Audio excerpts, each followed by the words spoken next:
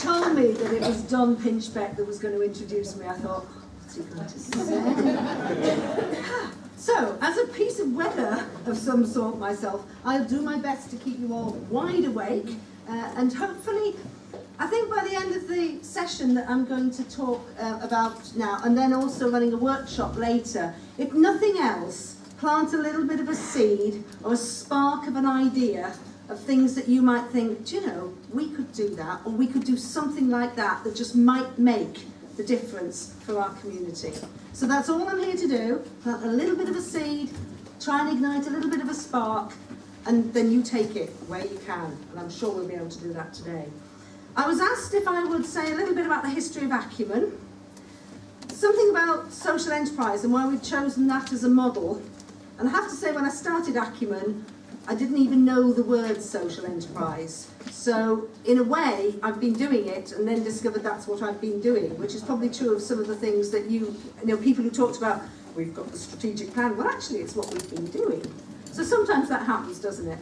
But then also talking about what makes a successful social enterprise. And I think there's a sense of, for all of us, of understanding what success really does mean. Because it might mean different things to different people in different contexts. But success is what you set out to do. Something about the current climate. We live in an external world. So although you might live in a community, although you might be in one part of the country, we've been really, really affected by the external environment in a whole set of different ways. And you'll see some of that. I may be a tornado, but we've actually experienced the worst rain we've ever had. And I've been trying to run a plant nursery that sells to garden centres, so I can tell you what that's done to us this year. But we're in a very interesting external environment in terms of government policy, in terms of budget changes, and in terms of the way the public sector works. And we have to work alongside that in different ways. And we're also in a very interesting environment in terms of the big macroeconomic climate, what's happening in the world in terms of recession, not just in this country, but wider. So we can't sit in isolation. We've got to think about it in terms of that. And then it does say at the bottom, advice for Emmaus. What can you learn from us, from Acumen? I think I could learn an awful lot from you, and I've been doing that over the last, over the morning and last night. So maybe I can just start some different ways of thinking of, because I don't have the answers, I'll tell you that before we even start. But what I might have is some good questions, and if that's nothing else to get people thinking, that would be a good way, wouldn't it? So, a little bit about the story. You may or may not be familiar with the northeast of England, but if I say Billy Elliot to you, have any of you seen the Billy Elliot film? Billy Elliot is set in Easington Colliery, and Easington Colliery is right in the heart of Easington. It's back-to-back terraced houses, an old coal mining community, and the last pit closed in our area in 1992, and all the people who worked in the coal industry lost their jobs. That, as somebody described to me from some of the villages that we work in, was like knocking the whole stuffing out of those communities. It just took the heart out of the communities. You lost all of the economy.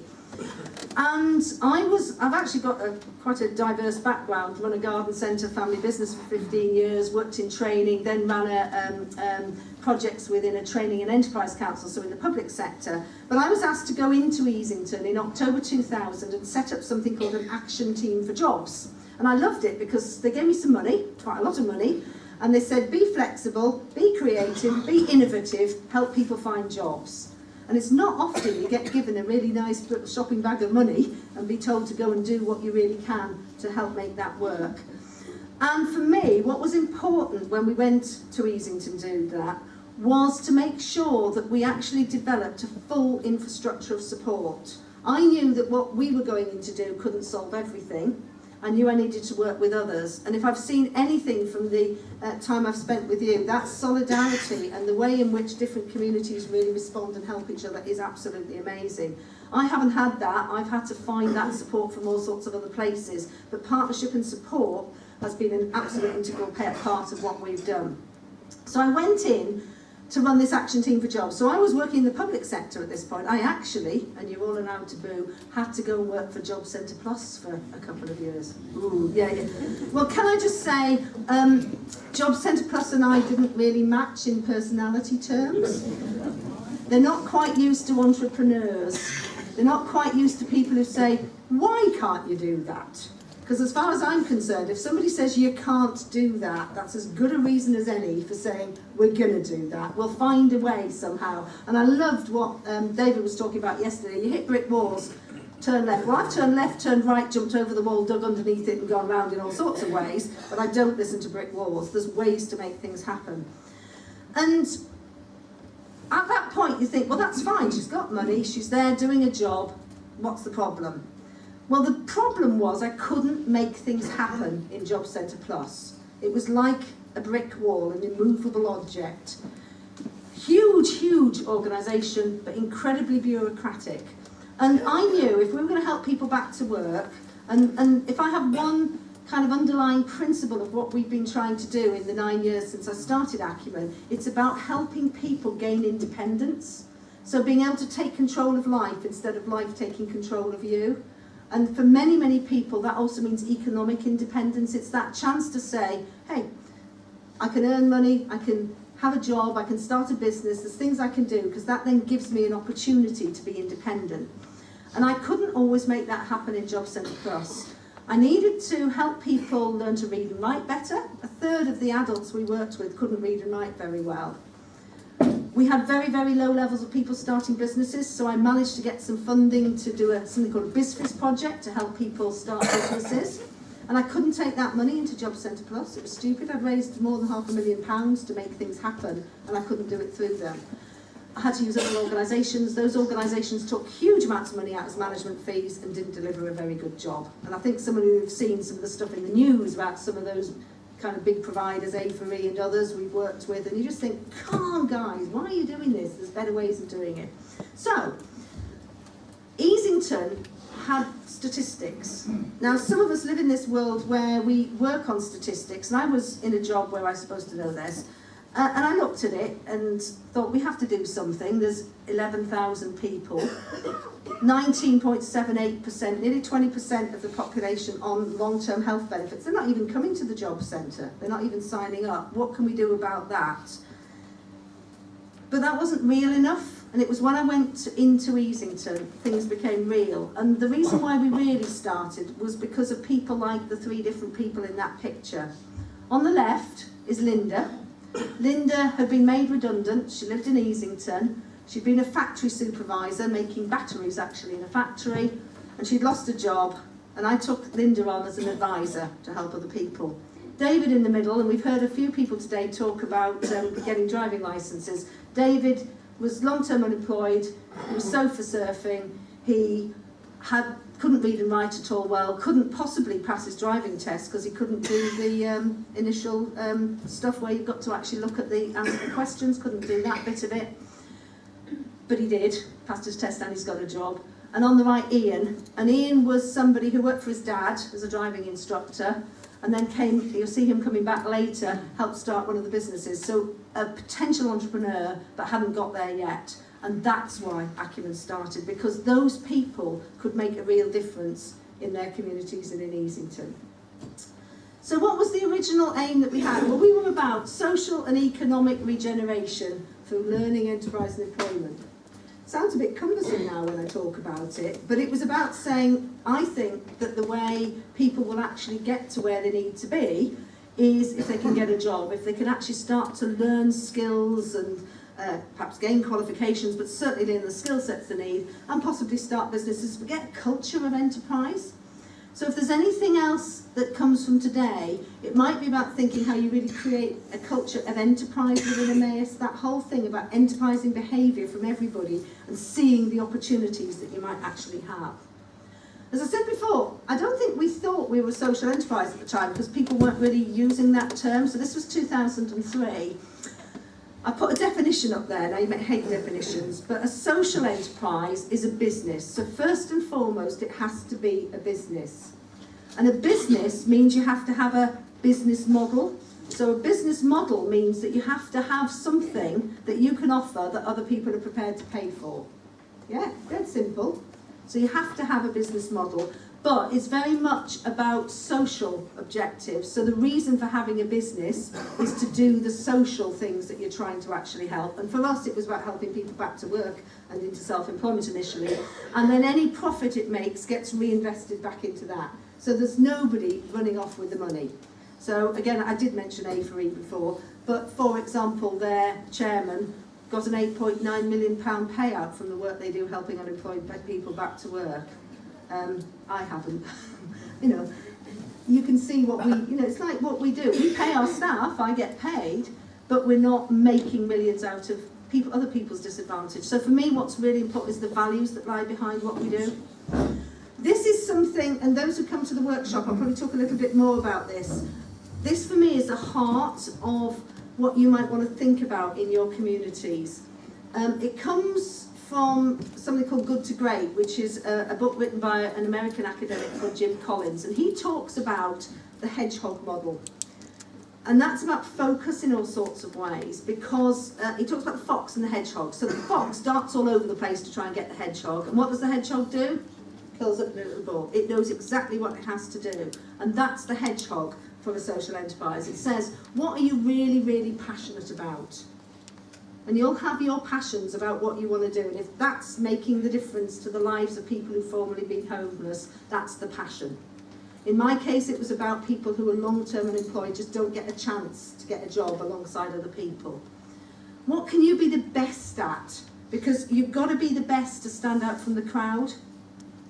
So you've really got to be sure you can be the best at this. And it's interesting when we're talking about, say, the British Heart Foundation or something coming into your territory, how can you be better than them? What can you be better at that makes a real difference? And then the other bit is what drives your resource engine. Okay, so what does that mean?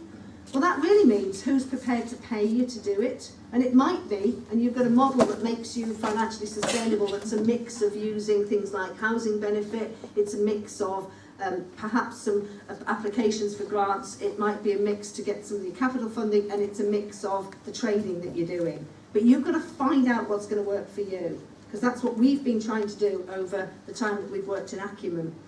So I'm going to talk about when we first started, what's the bits that we think we were better at. Now, don't get too worried about this, but this is our model that I very, very first developed when I set off. And that was to say that if you're going to help people back to work, and the government is very keen to get people back to work for a whole set of reasons, the government are prepared to pay to get people back to work.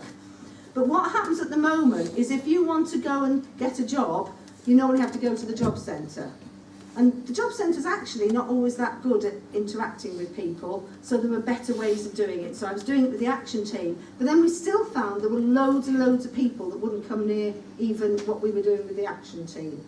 So I started to find ways, and I should confess really, I think what I did was take some of the things I did with the Girl Guides. So I'm involved in Girl Guiding. If anybody was in Scouts or Guides or Cubs, Brownies, Boys Brigade, anything like that, we do fun things to learn. That's what we do. We help the girls learn through doing fun things. And so that's what we did in our communities. So we have done everything from Strictly Come Dancing in East Durham. And you might say, well, how does that help somebody get a job? Well, just to share one story, we did the Strictly Come Dancing competition. All of the different communities across East Durham, 17 different communities, got a group of people who danced. And they came and put performance on. Okay, brilliant. I was giving out the prizes. I was a little bit like Anton Deck, I think. I'm pull the trousers. No, Simon Cowell do the bit. And one of the girls who won a special award came up to me and said, "Can I have the microphone, please?" I said, "Yeah, of course." She said, "Can I just say, this was a 10-week dancing competition, but do you know what that's done for me?" She said, "I want to tell you all." She said, "When I started this, I was drinking too much. I was taking drugs, and I was not a good mum to my kids. Do you know, 10 weeks later," she says, "I'm a different person just from taking part in a dancing competition, and I want to make a difference now." And she signed up with us, we helped her find a job, and off she went. And just something as simple as that can just be sometimes a turning point for some people. So you might think it's daft, but it does work. And that then went on to be really a model of kind of what we do as a business. So we support people into work. Now, you might say, okay, so you're going to get paid for doing that. I haven't heard any of the communities yet say that they actually get paid for delivering training or employability skills or anything like that. It's a bit of a scary world. We deliver the work programme, the government's flagship programme in East Durham, where we know our patch. I've got a £3.6 million contract to deliver people into work. Okay? Now it's horrible and scary because we don't get paid until somebody's worked with us, got a job, been in the job 6 months, and then the Department of Work and Pensions have processed that payment. So that's the scary bit. So it might be 9 months after somebody's got a job that I get paid. So we're not financially robust in some ways because we've got horrible cash flow issues because of things like that. But I know we can do that because that's what we're good at doing. So we're at the top of the league table for the North East. We're in the top 3, and given that we're not in a city, I think we're doing really, really well. And what that means is even just since we've started that contract, which isn't even a year yet, we've already got 200 people into work. Now that's made a difference to 200 people's lives that wouldn't have had a chance before. They're on average 4 years unemployed. And I can get paid that way. The reason I can make it work is because I've also got a contract from our local authority to deliver adult and community learning, and that's £200,000 a year as well, so that helps. So one of the things you might want to think about is, are there some of that sort of contract opportunity out there that we haven't even thought about yet? Because it might be a different income stream that you don't even have at the moment. It could be scary, it's payment by results, it's outcomes payments, it's all sorts of things like that. If anybody wants to know more, happy to talk about it. But it's quite a big revenue stream to run alongside other things you do. And for me, what's also been important, and some of you have talked about involvement in local areas, I have spent a huge amount of my time working on strategic level thinking in my county, in my region, and around about the area where we work. Now local enterprise partnership areas, if you're into that space. And that means that I've shaped policy and strategy in the areas. I sat on our Regional Development Agency board while that was in existence. I sat on our Learning and Skills Council. Giving of my time to do some of that helps change things as well. And again, you might think, well, that's not for me. But it might be for one of your trustees, it might be for somebody, because the more you can influence, the more you can do some of that, the more things will work. I don't know whether this will turn into an opportunity, but I'm round a table as probably the prime lead provider to actually manage an £8.7 million lottery programme for the North East for Talent Match. Now, if we can do that, we shape it, and we will make sure that money is used to help the 12 months unemployed 18 to 24-year-olds it's aimed at, as opposed to it just getting spread amongst the local authorities. And I think that's the sort of thing that we can bring. And that helps my organisation become more sustainable because it pays for my time and the time of my senior staff.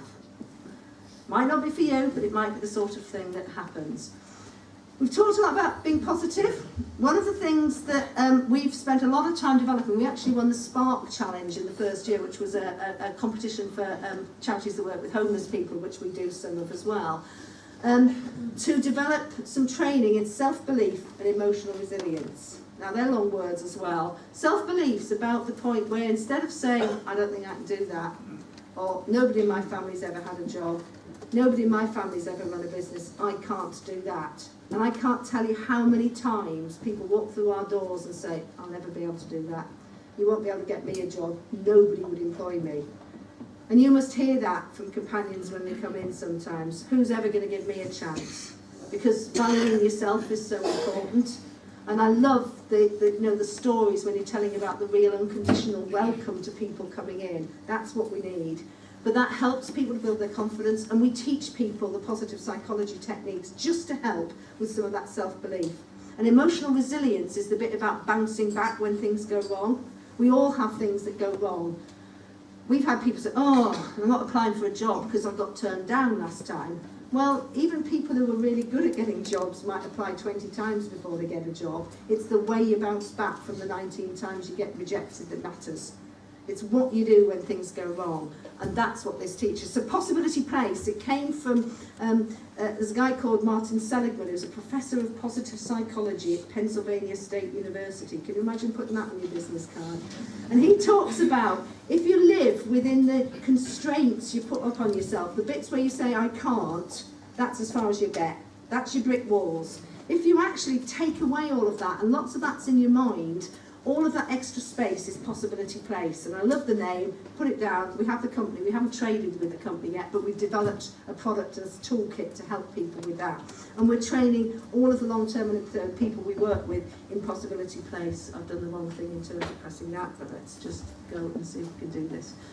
So Acumen Development Trust, which is part of our group, is about employability, but we'd also decided some time ago, around about 6 years ago, that it was no good just helping people back into work, that other people were creating. We had to do something about creating businesses that would provide employment for people who might struggle a bit to get a job with a mainstream employer. So we started to create businesses in much the same way as many of your communities have. Some of them have worked, some of them haven't. So I'm being very, very honest to say you will try things, they won't work. What we're trying to do now more and more is work out how you improve the success rate so that you start to reduce risk. I am a risk taker. John and I had this conversation a little bit. I do take risks. Sometimes I have to have my senior management team and board say, whoa, back Kate, don't go down that route. But if you never take a risk, you haven't got any chance of succeeding. What you've got to do is manage the risks that you take in the right sort of way. And we've learned more about doing that, and I'm going to share a little bit of that learning with you. We've had a cafe, the Greenleaf Cafe in Hordern Welfare Park. Now, you may never have visited Hordern Welfare Park. It's about 5 miles from Easington Colliery Welfare Park. It's a miners' park. It was set up by miners' subscription in the 1920s, and they refurbished the park, refurbished the building, which was the old ambulance house. We have a ghost upstairs, and they asked us to run the cafe as a social enterprise. We ran it for 6 years, and in the last year, with the recession, with some weather problems, it started to cost us. We were losing money, and so we stopped running it. We rounded up, because we could not sustain it as a business. There was no way. We looked at every different angle and couldn't do it. Now, was that a failure? Or was that a sensible business decision? And it was also, Margaret and Lisa there have both gone on to work in other places. They hadn't had jobs before.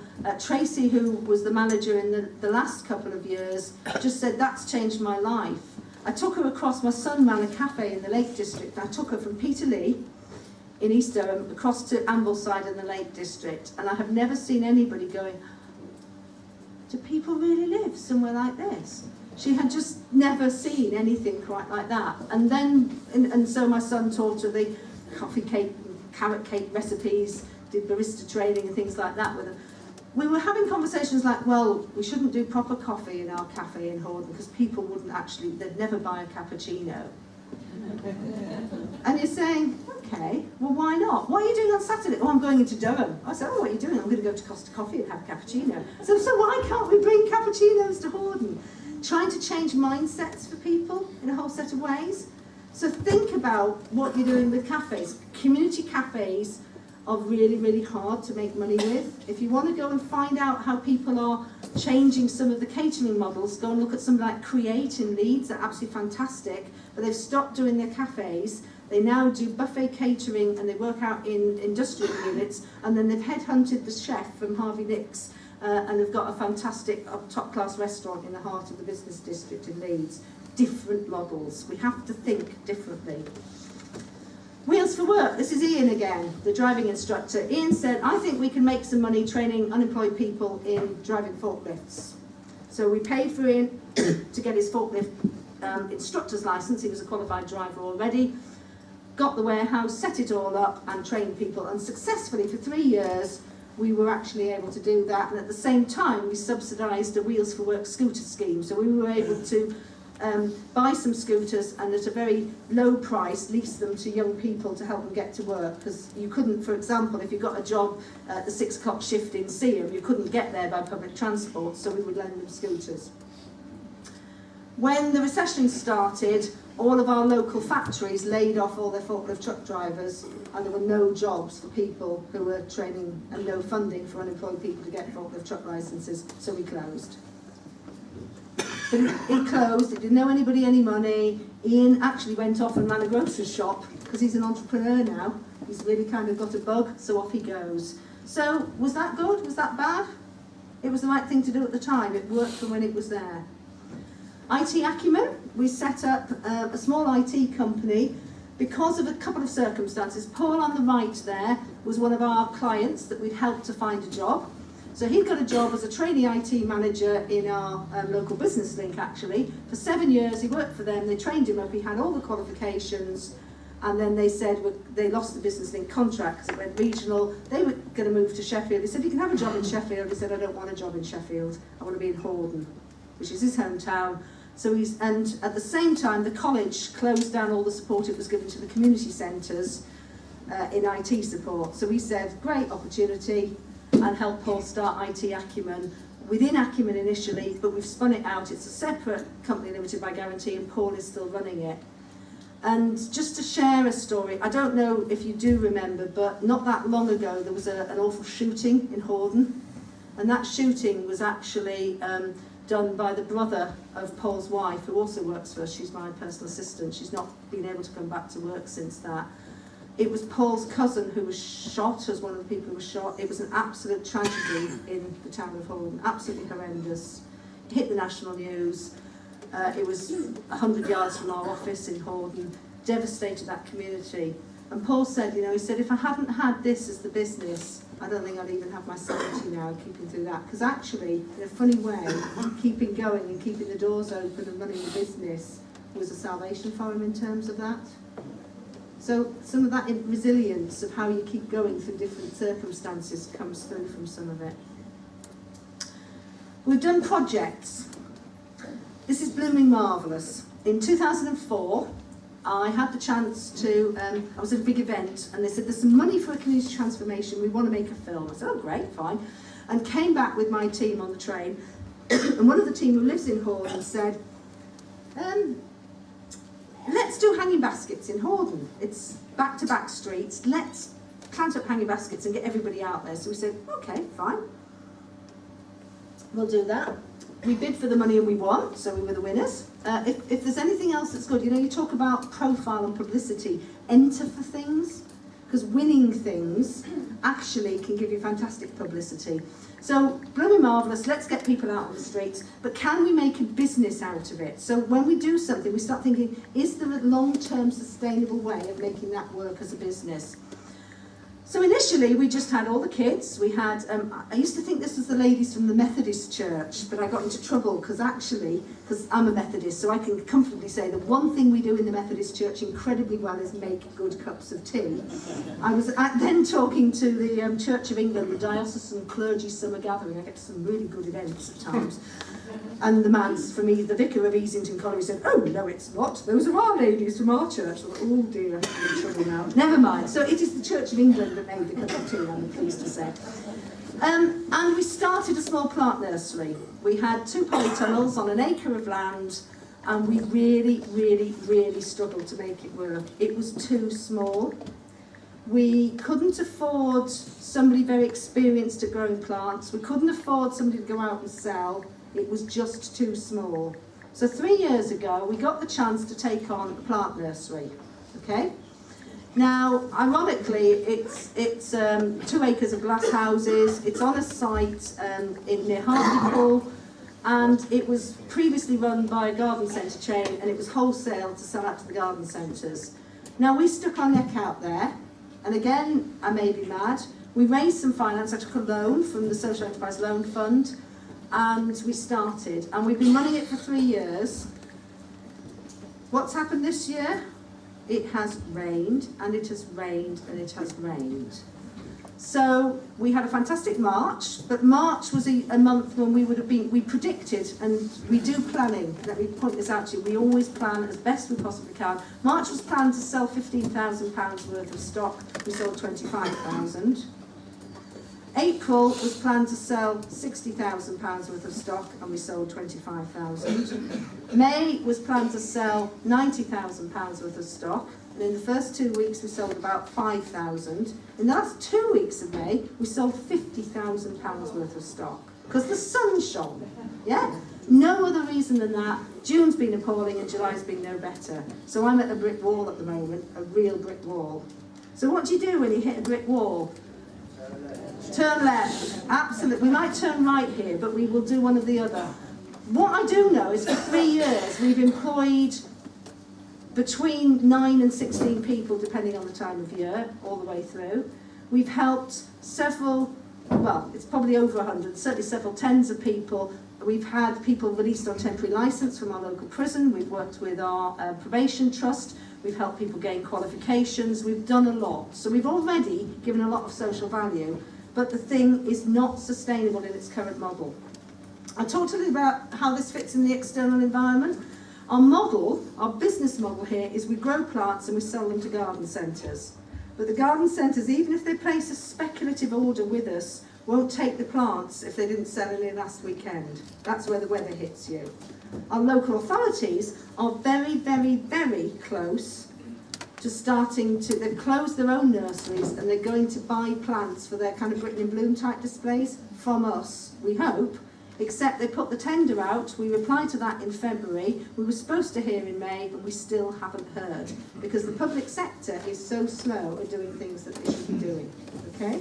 So that's some of the world that you work in, but if they'd got to the point where they'd put that tender out and we'd won that tender, they would have bought what they'd ordered. We did a small contract, we won a contract for Carlisle City Council. If I can get some of that converted, I've got guaranteed sales next year. But what I'm examining at the moment is, do I wind this whole thing up?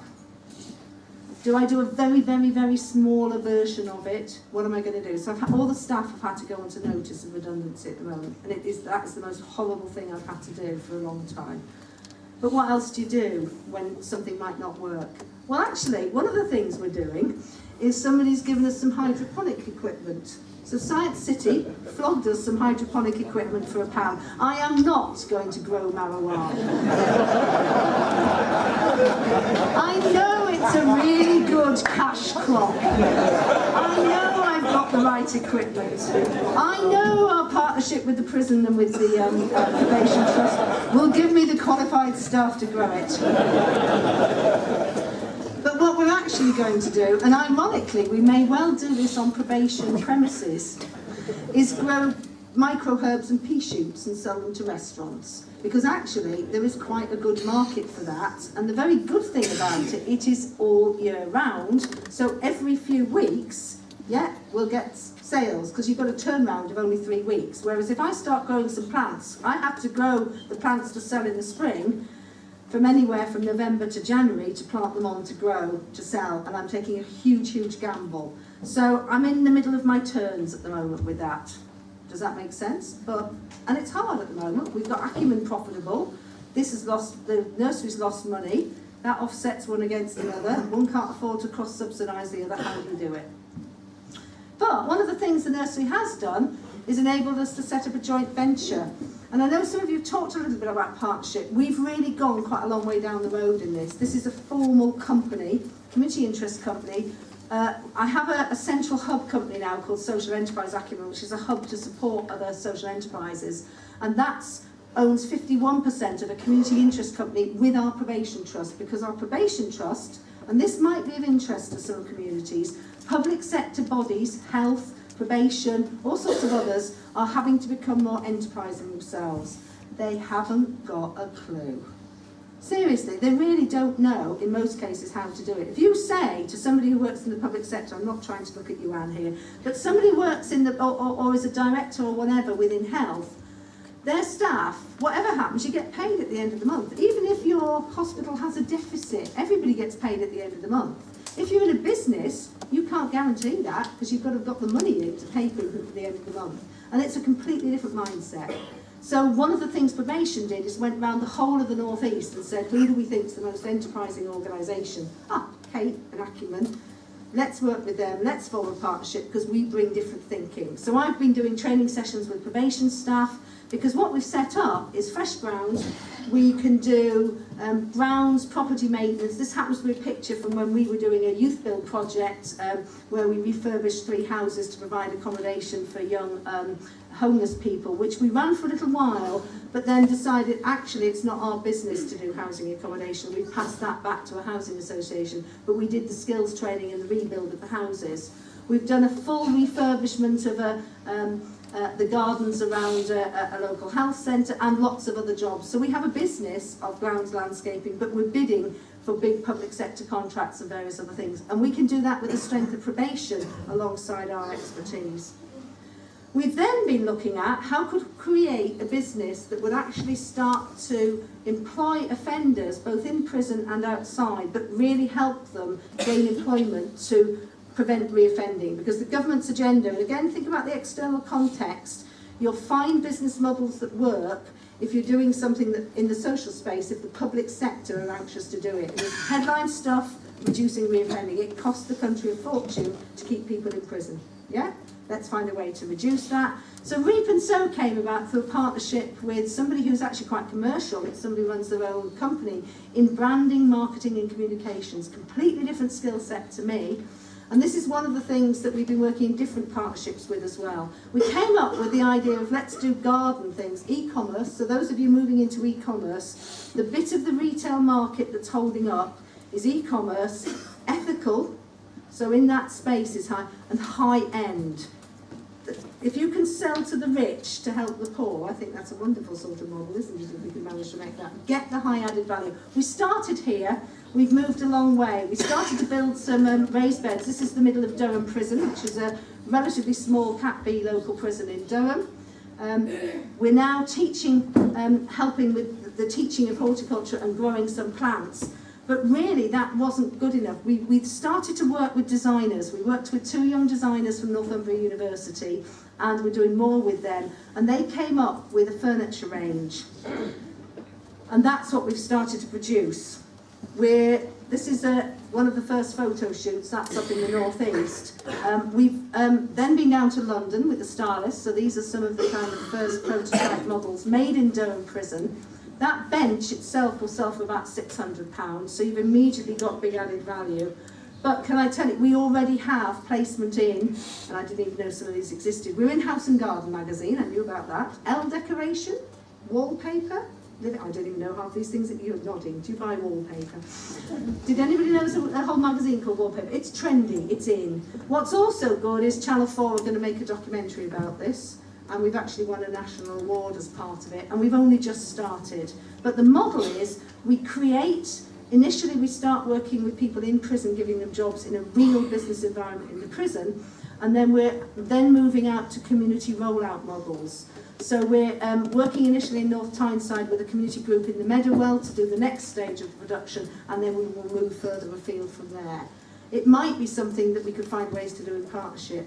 What's taken us to the level is the designers. So the partnership with Northumbria University and the designers has transformed this up a level, and I think that's important. We talked, one of the things I was supposed to talk about was what makes a successful social enterprise. I'm still not sure. One of the things we've looked at is what we think are the elements. The idea has to be right. The marketplace, you have to have somebody that's prepared to buy, and there are people who are looking at their business models at the moment, and maybe where Yahoo, for example, is just Facebook, going off and being floated, and then they say, well, actually, is there a business model? Nobody's paying anything on Facebook for using it on the phones, and more people using it on the phones. So is it a flawed business model now? Is it worth what people say it's worth? Find your marketplace. You've got to have the right people. Some of the mistakes we've made is that we didn't have the person with passion. If I'd been running all of our businesses, I'm sure I could have made them a success. But I can't reproduce myself 5 or 6 times over.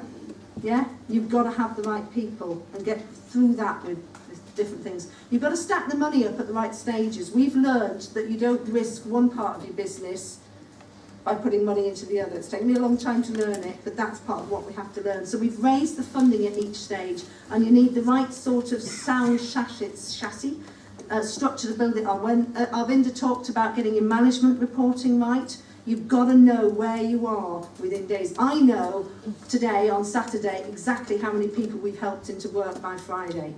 Yeah, I know, because I get that statistic sent to me on a Friday, because that is money. Sounds very cruel and hard, but it's money to us, so I know, I need to know. So we have to get that right. And then what we've looked at is how you stage this. So it's almost what you call a stage gate model. It has to stack up as a business plan. Find a way to test it as a pilot. So you might find a small scale way of doing it. and then you can road test it and then roll it out. And if you can do that, we think that will actually reduce the risk of the way we've been working in the past, where I kind of just say, oh, let's do it, and they all go, whoa, let's wait. Just to show you a couple of kind of other things. We're now a hub, so I've just been appointed social entrepreneur in residence with Teesside University. Sounds very posh, doesn't it? But to help the university roll out social enterprises, we've partnered with national organisations. And if any of you are interested in the social enterprise space, there's a new website called Inspire to Enterprise, just been set up by Northampton University and Exemplas, which has got lots and lots of advice and information on it, which is really good. If you want to push your social media stuff, go and look up Trudy Thompson and Bricks and Bread, and she's got a brilliant kind of how to use Twitter to best advantage worksheet as well, as really good. So we do a lot of stuff with that. What we're also trying to do is work with other people. So I went to see Hill Holt Wood. That's a heritage woodland run as a social enterprise. So how do you run a heritage woodland and make it a successful enterprise? Well, you have Karen and Nigel Lothrops, who are the right people. They deliver training to young people excluded from school, and that gives them the income, and then they sell some of the products from the forest. And they make a forest business. Fantastic. The bus company. Hackney Community Transport are a fantastic bus company. I'm delighted. I take my guides to Guernsey and Jersey usually for camp, and Jersey and Guernsey bus contracts have both now gone to Hackney Community Transport, so they're employing unemployed people to drive the buses and all the rest of it. A really lovely model. So success for me will come if you've got the passion, if you know what you can be the best at, and if you work out who's going to pay and how you do it. I've gone on quite a long time, sorry about that. Not all of you have fallen asleep. That is my contact details, so if there's anybody who wants to talk to me, more than happy. I can't stay right the way through today. I'm doing the workshop next, but I will be around sort of through coffee and things of that sort.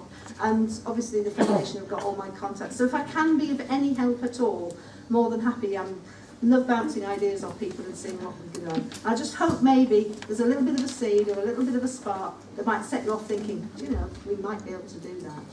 Thank you.